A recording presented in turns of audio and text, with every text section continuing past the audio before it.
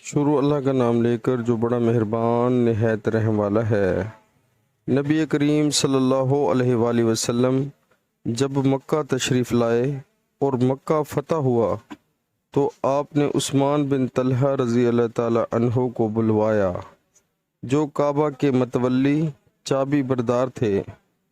انہوں نے دروازہ کھولا تو نبی کریم صلی اللہ علیہ وآلہ وسلم، بلال، اسامہ بن زید اور عثمان بن طلحہ چاروں اندر تشریف لے گئے۔ پھر دروازہ بند کر دیا گیا اور وہاں تھوڑی دیر تک ٹھہر کر باہر آئے۔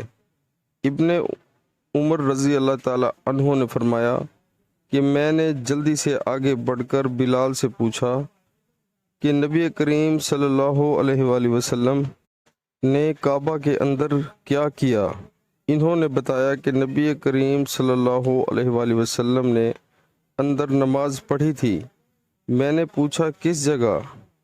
کہا کہ دونوں ستونوں کے درمیان۔ عبداللہ بن عمر رضی اللہ تعالی عنہ نے فرمایا کہ یہ پوچھنا مجھے یاد نہ رہا کہ آپ نے کتنی رکعتیں پڑھی تھیں۔ صحیح البخاری کتاب نماز کا بیان، کعبہ اور مسجد میں دروازے اور زنجیر رکھنا، حدیث نمبر 468۔ پیارے مسلمانوں، اللہ تعالی ہمیں حدیث پاک سن کر اس پر عمل کرنے کی توفیق عطا فرمائے، آمین۔